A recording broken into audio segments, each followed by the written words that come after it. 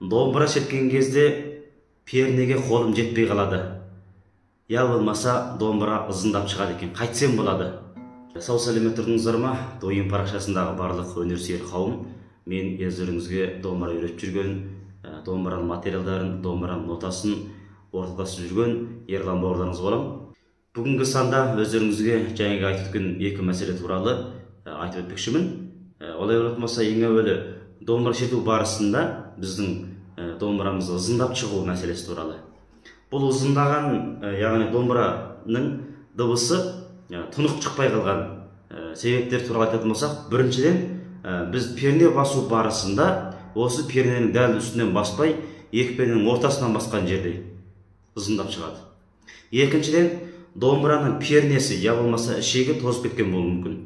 Үшіншіден, домбыраның үлкен тегенің осы бір екі ішекті былай тоқтап тұрған мына бір қысқан бөлімінде, осы бір бөлімінде мына өте кең болып кеткен жағдай болуы мүмкін. Осы үш түрлі жағдайда домбыра ызыңдап шығады. Ал екіншіден, домбыра шерту барысында мен пернеге саусақтарым жетпей қалды, қалай жеткізсем болады, мына екі перненің арасы өте алыс екен, мен қолым кішкене екен деген сияқты жағдайлар туғызды. Бұл жағдай болатын болса, біріншіден мына көптеген домбыралар жасау барысында ерекше өлшеммен жасалған.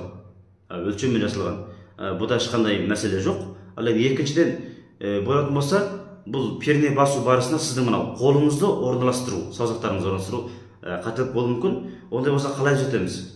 Ең әуелі біз перне басатын саусағымызды мысалы мынау бас бармақ, мынау бірінші, екінші, үшінші, төртінші саусақ деп саусаққа санын беріп аламыз да, ал перне басу барысында біздің алақанымыз осы домбыраның сабына, я болмаса осы домбыраның мойнына тигізбеуіміз керек, былай тигізбеуіміз керек. Оңай қол оңай шешіп қалады. Ал екіншіден, домбыра шерту барысында біздің осы бір бөлігіміз арқылы, қолдың осы бір жері арқылы домбыраны былай бойын түскетпеу үшін одан кейін осылай алып отырамыз. Ал енді шерту барысында біздің бір саусағымыз бір пернеге уәкілдік етеді. Ал осын шерткен кезде көбінесе бас бармақтың астында келген нотаны шертпекші болсақ, біз сөзсіз міндетті түрде жаңа айтып өткен екінші саусақпен алып шертеміз. Ал осы перне басу барысында біз осы бір аумақты екіге бөліп аламыз. Қалай екіге бөлеміз?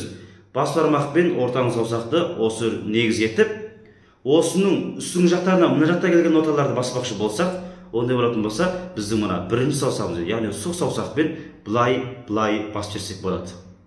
Ал енді осы ортаңғы саусақ, яғни екінші саусақтың астыңғы бөліктері келген ноталар шертпекші болсақ, біз мына үшінші саусақпен, я болмаса төртінші саусақпен былай алып жіберсек болады.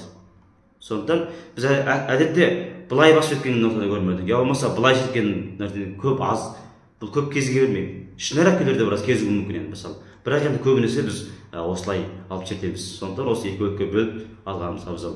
Ал одан кейінгі мәселе, біз осы шерту барысында мысалы ши до райды болса,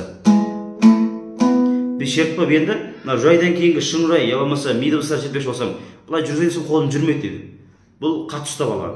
Екіншіден, мына шерту барысында әзір біз мына жерде рай дыбысын басып тұрмыз. Осын шертсек, тек қана мына рай дыбысы болады. Біз оның мына жақтарындағы мына дыбыстарды басып тұрғанымызбен де, бірақ ол дыбыстарды мына саусақ басып тосып қалғаннан кейін біз асты қарай шерту барысында мына қолдарымызды қойып бере сап, асты қарай жіберсек болады. Қойып берген кезде бас бармақпен мына жерде ұстап тұрмыз, сондықтан астыға қарай қойып берсек, мына жерде мына қолымызды астыға қарай қойып берсек, мына жерден былай бүйтіп шертуімізге болады.